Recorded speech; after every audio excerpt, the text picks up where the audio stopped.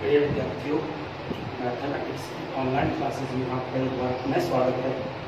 यहाँ हम यूनिट 3 पढ़ रहे हैं, एक्सरसाइज 3.1, जिसका क्वेश्चन 13 है। आपको यह दिया गया है a बराबर आयु a बराबर 1 0 - 1 7 तथा आयु I बराबर 1 0 0 1, जहाँ a स्क्वायर बराबर 8 प्लस ki है। तब आपको k का मान प्राप्त करना है। ध्यान से देखिए सॉल्व कैसे करेंगे। सबसे पहले हमको दिया गया है a स्क्वायर बराबर 8a प्लस ki। इसको हम लिखेंगे a गुणा a स्क्वायर को क्या कर देंगे a गुणा a बराबर 8 गुणा a प्लस k गुणा i। इनका मान जमाते हैं। अब a का मान कितना है 1 0 - 1 7। फिर दुगुना अवयव का मान 1 0 - 1 7 बराबर 8। a का मान है 1 0 - 1 7 प्लस k, i का मान है यहाँ 1 0 0 1। दो अवयवों का गुणा करेंगे। सबसे पहले a गुणा 1 करेंगे a, 0 गुणा -1 करेंगे 0, 1 गुणा 0 करेंगे 0, 0 गुणा 7 करेंगे 0, 1 गुणा 0 किया 0, 0 गुणा 7 किया 0, -1 गुणा 1 करेंगे -1 और 7 गुणा -1 करेंगे -7, -1 गुणा 0 करेंगे 0, 7 गुणा 7 करेंगे 49। इधर 8 से पूरी आगे गुणा हो जाएगी।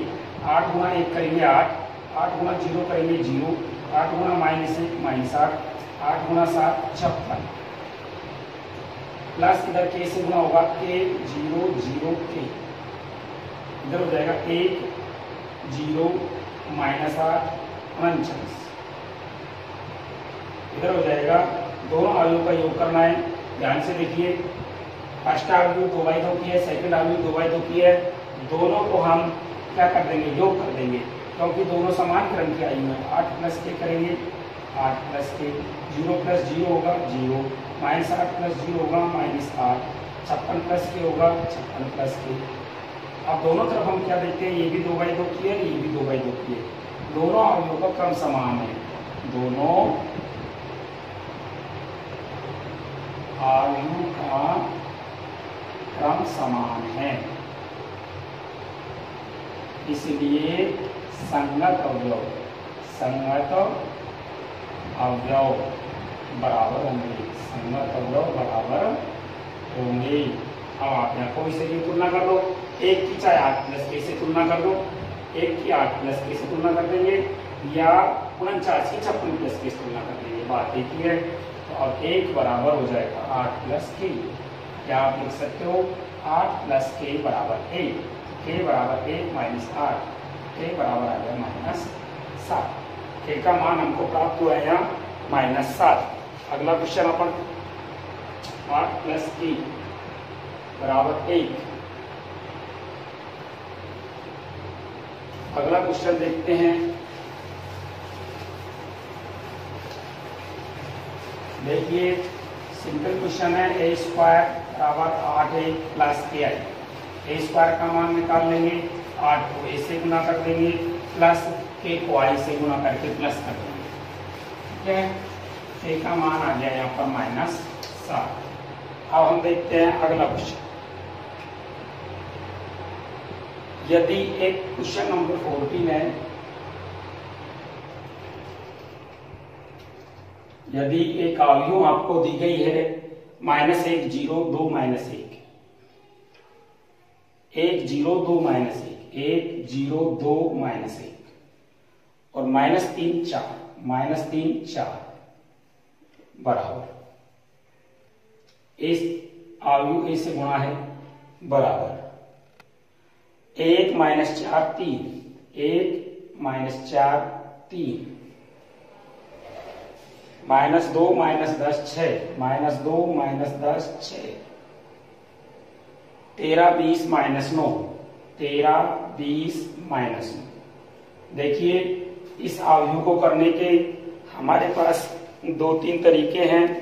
मैं आपको बता देता हूं। एक तो आप इस आयु a को हम नई आयु मानकर भी प्रश्न को हल कर सकते हैं। देखो मानेंगे कैसे, ध्यान से समझना है। ये जो आयु है हमारी, इसमें 3 पंक्तियां हैं और 2 स्तंभ हैं। इस आयु में 3/3 की है, यानी इसमें 3 ही पंक्तियां आनी चाहिए, 3 स्तंभ। यानी इस आयु से जो आयु गुना होगी उससे 3/3 की आयु आनी चाहिए। तो हम क्या देखते हैं, हम गुणा करने में एक नियम पढ़ा था हमने मैट्रिक्स के अंदर कि प्रथम आयु में स्तंभों की संख्या दूसरी आयु की पंक्तियों की संख्या के बराबर होनी चाहिए। तो इसमें स्तंभ कितने हैं, 2। तो ए आयु में पंक्ति कितनी आएंगी, 2। 3/3 की है तो इसमें 2 तो पंक्ति हो जाएंगी और 3 स्तंभ हो जाएंगे, 2/3 की आ जाएगी। एक तरीका तो ये है मान करके कि माना ए को अपन मान लेंगे 2/3 की, A B C D E F, ये 2/3 की मानेंगे क्योंकि इसमें जितनी स्तंभ है उतनी इसमें पंक्ति होनी चाहिए। 3/3 के लिए अपन को 3 या पंक्ति तो 2 से 2 हो जाएगा, 3/3 बच जाएगी, 3/3 बच जाएगा। एक तरीका तो यह। दूसरा तरीका क्या है, ये अपने पास ए आयु है, इसको आप बी मान लो, इसको सी मान लो, तो ये हो जाएगा बी ए बराबर सी। तो ए का मान निकालने के लिए बी को इधर ले जाएंगे, बी इनवर्स सी हो जाएगा। तो बी से बी इनवर्स निकाल लो, बी इनवर्स का मान रख के इसको मल्टीप्लाई कर दो, ए का मान आ जाएगा। देखिए अब मैं इसको करता हूं, अतः ए 0 2 -1 -3 4। अब A B C D E F 1 -4 3 -2 -10 6 13 20 minus. ध्यान से देखना है, इनका मल्टीप्लाई करना है। देखिए पहली पंक्ति को पहले स्तंभ से गुणा करेंगे, ए गुणा ए करेंगे तो ए, प्लस 0 गुणा डी करेंगे तो 0, 1 गुणा बी करेंगे बी, 0 गुणा ई करेंगे 0, 1 गुणा सी करेंगे सी, 0 गुणा एफ करेंगे 0। क्लियर। दूसरी पर आ जाइए, दूसरी पंक्ति को देखिए, 2 गुणा ए करेंगे 2a, -1 गुणा डी करेंगे -d, 2 गुणा बी करेंगे 2b, -1 गुणा ई करेंगे -e, 2 गुणा सी करेंगे 2c, -1 गुणा एफ करेंगे -f, -3 गुणा ए करेंगे -3a, 4 गुणा डी करेंगे 4d, -3 गुणा बी करेंगे -3d, 4 गुणा ई करेंगे 4e, -3 गुणा सी करेंगे -3c, 4 गुणा एफ करेंगे 4। इधर देखिए क्या है, 1 -4 3 -2 -10 6 13 20 -2। ये हो जाएगा A B C, 2a -d, 2b -e और 2c -f, -3a + 4d -3b + 4e -3c + 4f बराबर 1 -4 3 -2 -10 6 13 20 माइनस।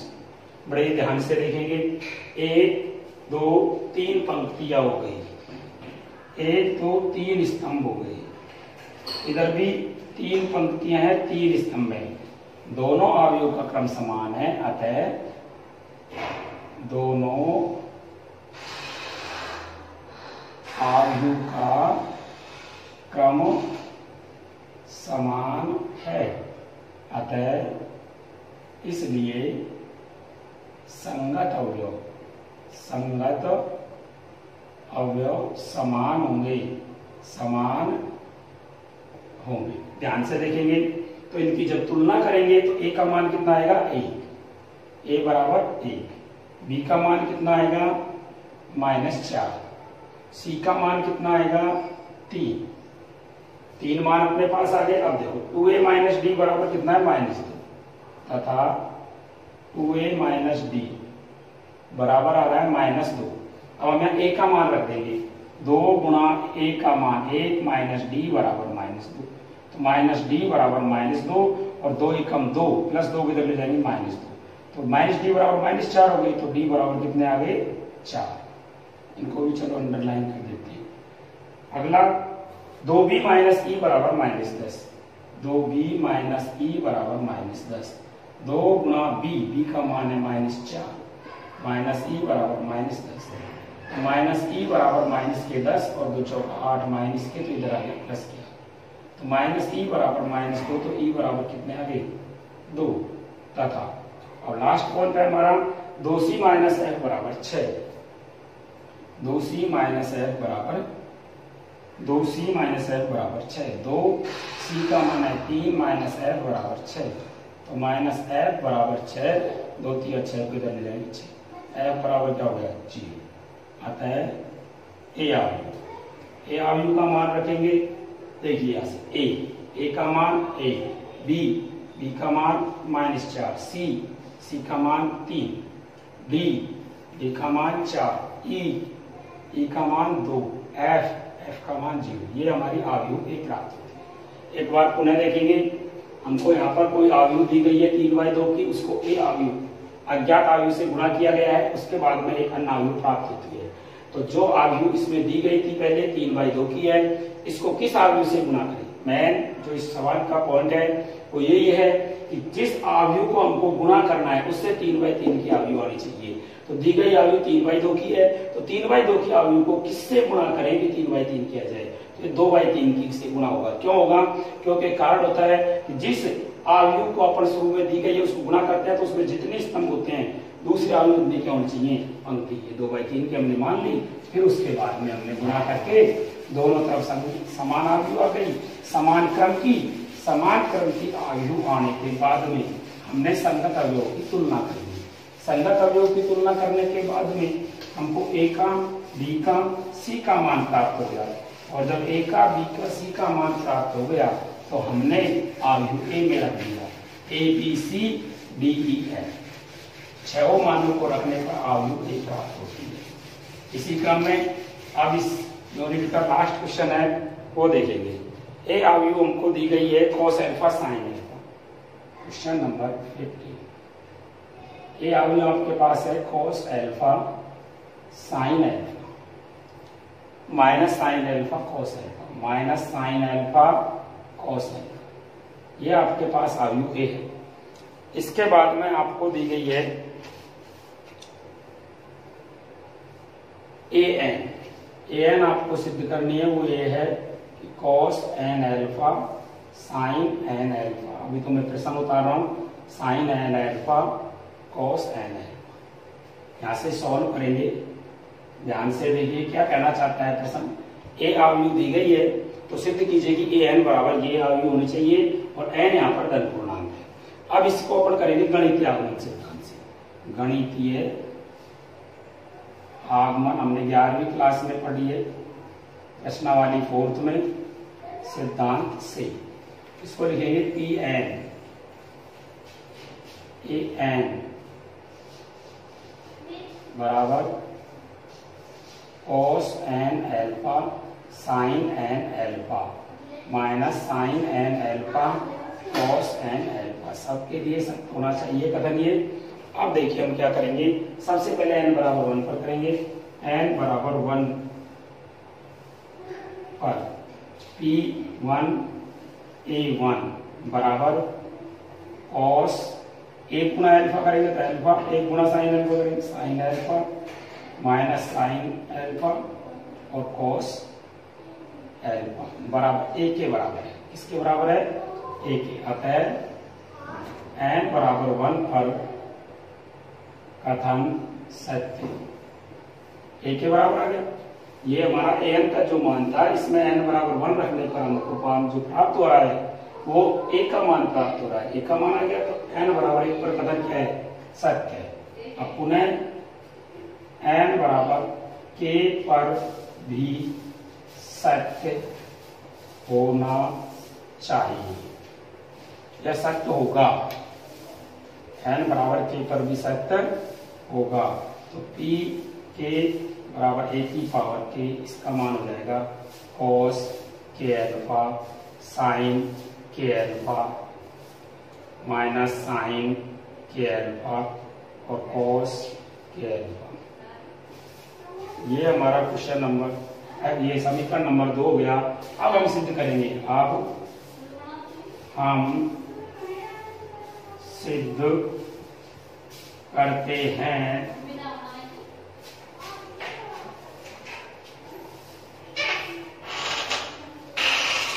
कि n बराबर k+1 पर भी कथन सत्य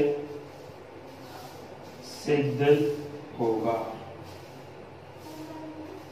होना चाहिए। अब n बराबर k+1 पर लेंगे तो p n की जगह k+1 बराबर ये हो जाएगा a की पावर k+1। तो इसको आप लिख सकते हो a के गुणा a गुणा a। अब ध्यान से देखेंगे, दोनों को गुणा करेंगे। पहले तो a की पावर k का मान लिख लो, कितना है cos k अल्फा। थोड़ा सा आगे देखते हैं, cos k alpha sin k alpha minus sin k alpha और cos k अल्फा गुणा a का मान। देखिए a का मान आपके पास आया है cos alpha sin alpha minus sin alpha cos alpha. अब इनका मल्टीप्लाई हो जाएगा दोनों अवयवों का। अब देखते हैं अपन पहली पंक्ति को पहले स्तंभ से गुणा करते हैं। cos k अल्फा को cos अल्फा से गुणा करेंगे, cos k alpha cos alpha plus sin k alpha को इससे करेंगे तो प्लस और माइनस करेंगे तो माइनस हो जाएगा, माइनस sin k अल्फा और sin है। पहली पंक्ति पहले स्तंभ से गुणा कर चुकी है, अब पहली पंक्ति को दूसरे स्तंभ से गुणा करेंगे। cos k अल्फा को sin अल्फा से गुणा करेंगे, cos k alpha sin alpha और sin k alpha cos alpha से गुणा करेंगे, sin k alpha cos alpha. दूसरी पंक्ति को पहले स्तंभ से गुणा करेंगे, minus sin k alpha cos alpha minus sin k alpha cos alpha. फिर cos k अल्फा को माइनस करेंगे, minus cos k alpha sin alpha. अब दूसरी पंक्ति को दूसरे स्तंभ से गुणा करना है, माइनस sin k अल्फा को sin अल्फा से करेंगे तो minus sin k alpha sin alpha plus cos k alpha और cos अल्फा। अब इनको थोड़ा सा तरीके से जमाएंगे, देखो ध्यान से।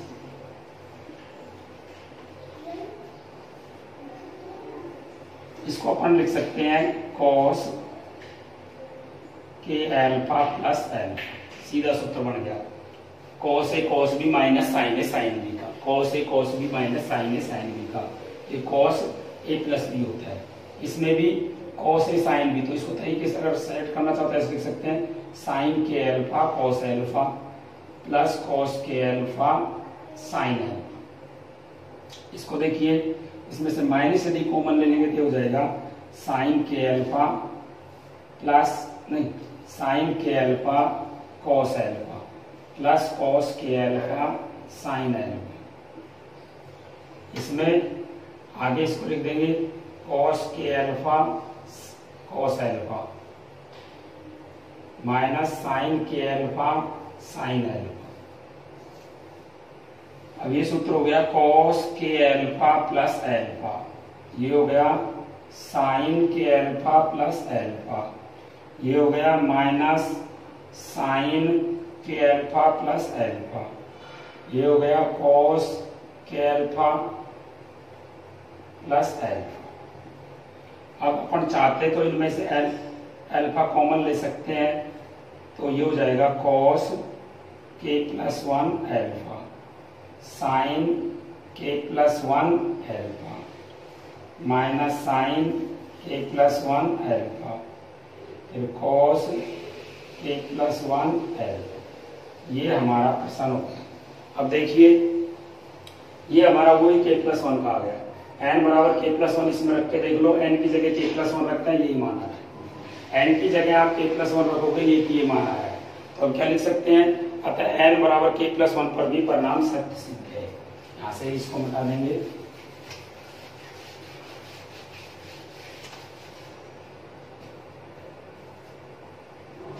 अतः n बराबर k प्लस 1 पर भी परिणाम सत्य सिद्ध होता है।